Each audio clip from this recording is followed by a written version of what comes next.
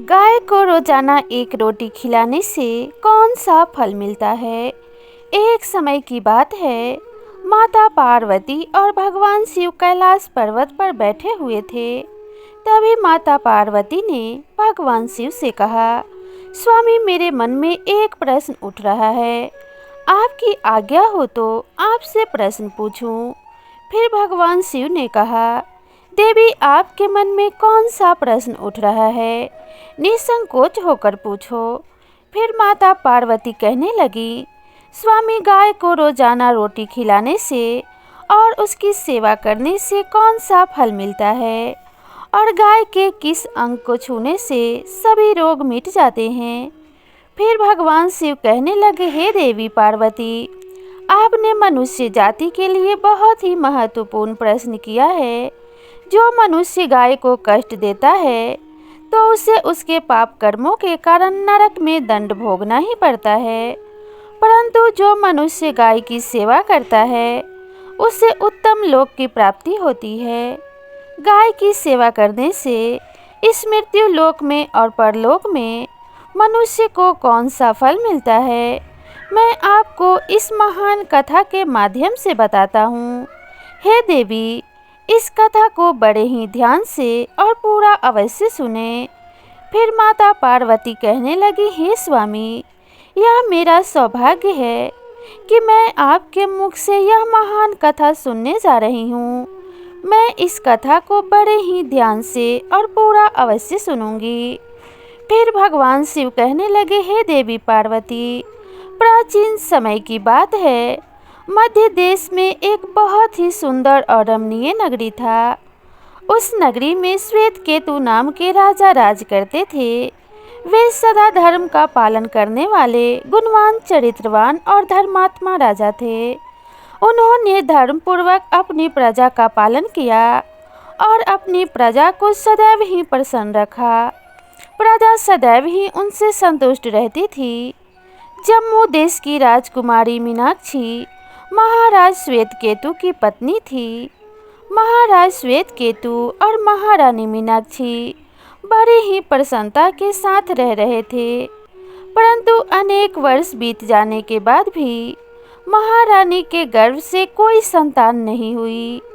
तब महाराज श्वेत केतु एकांत में बैठकर सोचने लगे कि मैंने कभी कोई पाप नहीं किया और मैंने सदैव ही धर्म के मार्ग पर चलकर ही सभी कार्य किए हैं, फिर भी मेरे किस दोष के कारण मुझे संतान का सुख नहीं मिल रहा है। इतना सोचकर वे बहुत ही व्याकुल और चिंतित हो गए और फिर उनके मन में एक विचार आया कि इस समस्या का समाधान केवल ऋषि श्रृंगी ही कर सकते हैं। वे ही मेरे इस दोष के बारे में मुझे बताएंगे और पुत्र प्राप्ति के लिए कोई न कोई उपाय ज़रूर बताएंगे। इतना सोचकर महाराज श्वेत केतु अपनी पत्नी मीनाक्षी के साथ श्रृंगी ऋषि के आश्रम पर पहुंच गए। भगवान शिव कहने लगे, हे देवी पार्वती, उधर आश्रम पर श्रृंगी अपने नित्य कर्म, पूजा पाठ आदि कार्य से निवृत्त होकर अपनी पत्नी शांता के साथ बैठे हुए थे। उसी समय महाराज श्वेत केतु महारानी के साथ उनके पास जाते हैं और जाकर उनके दर्शन करते हैं। फिर श्रृंगी ऋषि ने महाराज श्वेत केतु का स्वागत किया और उनकी पत्नी शांता ने महारानी का स्वागत किया और उनको कुशल मंगल पूछते हुए आशीर्वाद दिया। फिर ऋषि श्रृंगी महाराज श्वेत केतु से कहने लगे, हे राजन, सब कुशल मंगल तो है ना? आपका और महारानी का आज अचानक मेरी कुटिया में पधारने का क्या प्रयोजन है? किस कारण से एक महान सम्राट को अपना राजपाट छोड़कर इस जंगल में आना पड़ा?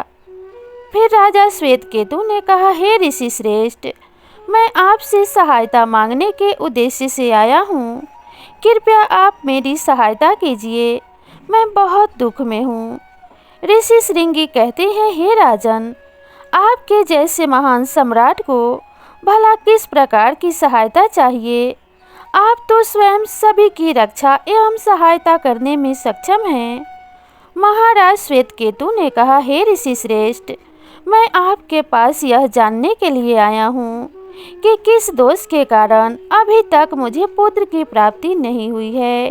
कृपया आप अपनी दिव्य दृष्टि से देखकर मुझे मेरा दोष बताइए और उस दोष के निवारण के लिए उपाय भी बताइए। पुत्र के बिना मेरा जीवन व्यर्थ हो जाएगा और मुझे मुक्ति नहीं मिलेगी। भगवान शिव कहने लगे, हे देवी पार्वती। तब ऋषि श्रृंगी कहते हैं, हे राजन, मैं अवश्य ही आपकी सहायता करूंगा। फिर ऋषि श्रृंगी अपने दिव्य दृष्टि से महाराज के भविष्य को देखने लगते हैं। तो राजा श्वेतकेतु के एक दोष के बारे में पता चलता है। तब ऋषि श्रृंगी महाराज से कहते हैं, हे राजन, आपसे एक बहुत बड़ी भूल हुई है जिसका आपको ज्ञान नहीं है। जब आप इंद्रलोक में देवराज इंद्र से मिलकर लौट रहे थे, तभी रास्ते में एक कल्प वृक्ष के नीचे गाय और उसके बछड़े को आपने नज़रअंदाज कर दिया था। वह गाय और वह बछड़ा अत्यंत भूखे और कष्ट में थे। आपने उस कामधेनु गाय को न भोजन कराया और न ही उसे प्रणाम किया। उस गाय ने आपसे सहायता भी मांगी थी, परंतु आप अपनी प्रसन्नता में खोए हुए थे और आपको उस गाय की करुण पुकार सुनाई नहीं दी। आपके इस कृत्य को देखकर वह गाय बहुत दुखी हुई और उस गाय ने आपको श्राप दे दिया।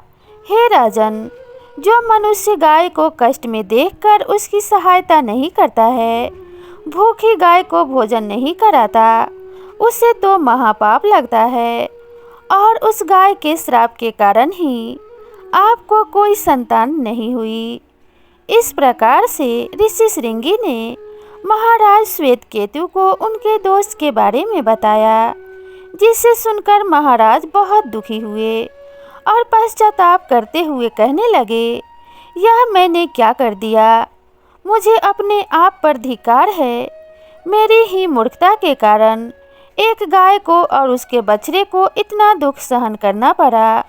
मुझे तो अब राजा बने रहने का भी कोई अधिकार नहीं है। महाराज ऋषि श्रृंगी से कहते हैं, हे ऋषि श्रेष्ठ, मैं अपनी इस भूल को सुधारना चाहता हूँ। कृपया आप ही मुझे कोई उपाय बताइए जिससे मैं इस घोर पाप से मुक्ति पा सकूँ। मेरा अपराध क्षमा के योग्य तो नहीं है, परंतु फिर भी मैं प्रायश्चित करना चाहता हूँ। भगवान शिव कहने लगे, हे देवी पार्वती। फिर ऋषि श्रृंगी ने कहा, हे राजन, आप दुखी ना हो। इस दोष से मुक्ति का उपाय मेरे पास अवश्य है। आप मेरे आश्रम में बंधी हुई गाय की सेवा करो। यह गाय उसी की पुत्री है जिसकी आपने सहायता नहीं की थी। अपनी पत्नी के साथ मिलकर तुम इस गाय की सेवा करो और उसकी आराधना करो।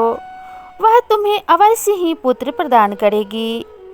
तभी वह गाय जंगल से आश्रम में प्रवेश करती है। उस गाय को आता हुआ देखकर ऋषि श्रृंगी बोले, हे राजन, देखिए, केवल स्मरण करने मात्र से ही कल्याण करने वाली यह गाय स्वयं चलकर आ गई है। आप कितने भाग्यशाली हैं। यह गाय निश्चित ही आपके दुख दूर करेगी।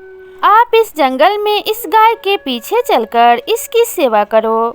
जंगल में रहने वाले हिंसक पशुओं से इसकी रक्षा करो और आश्रम में लौट आने पर रानी मीनाक्षी इस गाय की सेवा करेंगी। इससे प्रसन्न होकर यह गाय तुम्हें निश्चित ही पुत्र प्रदान करेगी।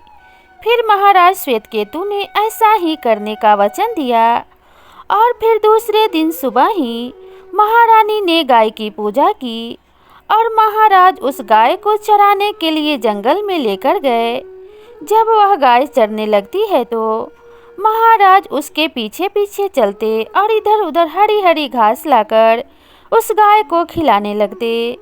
और जब वह गाय किसी वृक्ष के नीचे बैठती तो महाराज भी उसके साथ बैठकर विश्राम करते। महाराज उस गाय के शरीर से डांस और मच्छरों को हटाते और अपने हाथों से उसके मस्तक को सहलाते। इस प्रकार से महाराज उस गाय की सेवा में लगे रहे। जब शाम हुई तो महाराज उस गाय के साथ आश्रम में लौट आए और आश्रम में पहुंचते ही उस गाय ने अपने खूरों से महाराज पर धूल उड़ाई, जिससे महाराज का शरीर पवित्र हो गया और उनके सभी पाप नष्ट हो गए। फिर महारानी मीनाक्षी ने आगे आकर उस गाय का पूजन किया तथा बारंबार उनके चरणों में मस्तक झुकाया। फिर उस गाय की प्रदक्षिणा करके हाथ जोड़कर रानी उसके आगे आकर खड़ी हो गई। फिर उस गाय ने उस रानी की पूजा को स्वीकार किया और रानी पर अपनी दृष्टि डालकर उसके सभी दोष समाप्त कर दिए। गाय की दृष्टि पड़ते ही रानी अत्यंत पवित्र हो गई। इस प्रकार से महाराज श्वेतकेतु को उस गाय की सेवा करते हुए 1 महीना बीत गया। भगवान शिव कहने लगे, हे देवी पार्वती। फिर एक दिन जब महाराज गाय को लेकर जंगल में गए तो वह गाय चलते चलते हिमालय पर्वत पर चली गई और महाराज भी उसके पीछे पीछे चले गए। वहां उस पर्वत पर खड़े होकर महाराज हिमालय पर्वत की सुंदरता को निहार रहे थे। इतने में ही एक शेर ने आकर उस गाय को बलपूर्वक दबोच लिया। राजा को उस शेर की आने की आहट तक नहीं हुई। उस शेर के चंगुल में फंसी गाय ने करुण स्वर में बड़े ही जोर से चित्कार किया, हे महाराज मेरी रक्षा करो, हे महाराज मेरे प्राणों की रक्षा करो।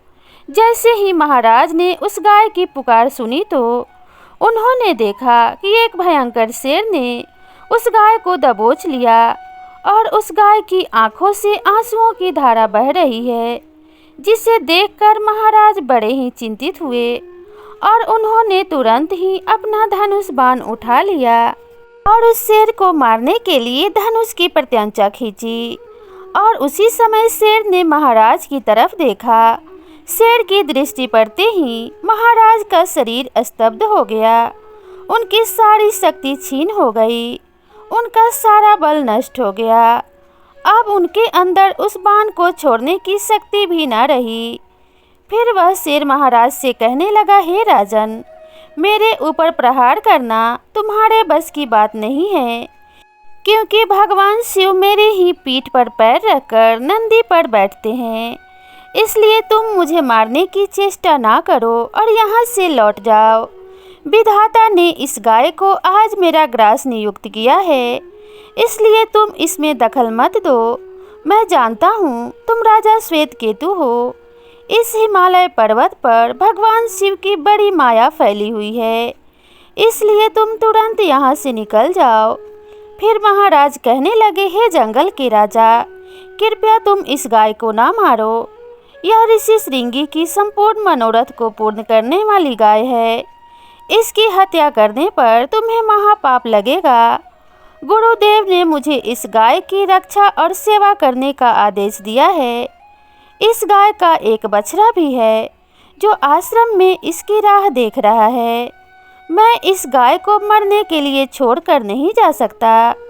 तुम भगवान शिव के सेवक हो, इसलिए तुम्हारे हाथ से इस गाय को छुड़ाना मेरे लिए संभव नहीं है। इसलिए हे जंगल के राजा, तुमसे मेरी एक विनती है, तुम इस गाय को जीवन दान दे दो। इस गाय के बदले मैं तुम्हें अपना शरीर समर्पित करता हूँ, जिससे तुम्हारी भूख शांत हो जाएगी और इस गाय की रक्षा भी हो जाएगी और मेरे वचन का पालन भी हो जाएगा। साथ ही रक्षा के लिए प्राण त्यागने से मुझे उत्तम गति की प्राप्ति हो जाएगी। इतना कहकर महाराज उस शेर के सामने हाथ जोड़कर बैठ गए और आंखें बंद कर ली। फिर अचानक उस राजा के कानों में आवाज आई, हे राजन उठो, मैं तुम्हारी सेवा से अत्यंत प्रसन्न हूँ। यह सुनकर महाराज उठ खड़े हुए और उन्होंने अपने सामने उस गाय को देखा। वह शेर कहीं आसपास दिखाई नहीं दे रहा था। तब वह गाय राजा श्वेतकेतु से कहने लगी, हे राजन, मैंने अपनी माया से शेर का रूप धारण करके तुम्हारी परीक्षा ली है। यमराज भी मुझे पकड़ने का विचार नहीं कर सकते। मेरे रक्षा के लिए तुम अपने प्राण देने के लिए तैयार हो गए, इसलिए मैं तुम पर बहुत प्रसन्न हूँ। अब तुम मुझसे वरदान मांगो, जो भी तुम्हारी मनोकामना हो मैं अवश्य पूर्ण करूँगी। फिर महाराज श्वेतकेतु कहते हैं, हे गौ माता, मेरे मन में जो इच्छा है आप वह अवश्य जानती हैं। कृपया मुझे पुत्र प्रदान कीजिए, मेरी यही कामना है। भगवान शिव कहने लगे, हे देवी पार्वती। फिर उस गाय ने कहा, हे राजन, तुम पत्ते के द्रोण में मेरा दूध लेकर इसका पान करो, इससे तुम्हें अत्यंत बुद्धिमान और गुणवान पुत्र की प्राप्ति होगी। महाराज श्वेतकेतु कहने लगे, माता, इस समय पर मैं आपके मधुर वचन सुनकर ही तृप्त हो चुका हूँ। अब आप मेरे साथ आश्रम पर चलिए। मैं आपकी पूजा आराधना करके तथा मेरे अनुष्ठान को पूरा करके आपके अमृत समान दूध का पान करता हूँ। उसके बाद महाराज श्वेतकेतु उस गाय को लेकर आश्रम पर चले गए। आश्रम पर पहुँचने पर महारानी मीनाक्षी ने आगे जाकर उस गाय का पूजन किया। तब उस गाय ने कहा, हे महारानी, आप मेरी पीठ को स्पर्श करें, इससे आपको अत्यंत गुणवान, बलवान और विद्वान पुत्र की प्राप्ति होगी। फिर महारानी ने गाय की पीठ को स्पर्श किया। महाराज और महारानी ने उस गाय की विधिवत पूजा आराधना की और उसके अमृत के समान दूध को प्रसाद समझकर ग्रहण किया। उन दोनों की प्रसन्नता देखकर ऋषि श्रृंगी कहने लगे, हे राजन, अब यह गाय तुम दोनों पर प्रसन्न है, तुम्हारी मनोकामना अवश्य पूर्ण होगी। जो भी मनुष्य गाय की सेवा करता है, उससे भोजन कराता है तथा उसकी प्रदक्षिणा करता है, उसके सभी मनोरथ सफल होते हैं। जो भी गाय की रक्षा करता है, उसकी कभी दुर्गति नहीं होती है। मृत्यु के बाद वह वैकुंठ लोक में जाता है और भगवान विष्णु के साक्षात दर्शन करने का उसे सौभाग्य प्राप्त होता है। जो श्रद्धा पूर्वक गाय का दूध पीता है, वह सभी रोगों से दूर रहता है। जो गाय की पीठ पर जो कुबर होता है, उसे स्पर्श कर लेता है तो उसके सभी दोष और पाप नष्ट हो जाते हैं।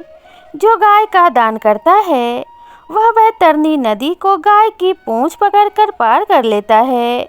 जो स्त्री रोजाना गाय को रोटी खिलाती है, वह सौभाग्यशाली बन जाती है और उसके सभी रोग दोष एवं पापों का नाश हो जाता है। इसलिए मनुष्य को प्रतिदिन प्रथम रोटी गाय को और अंतिम रोटी कुत्ते को खिलाना चाहिए।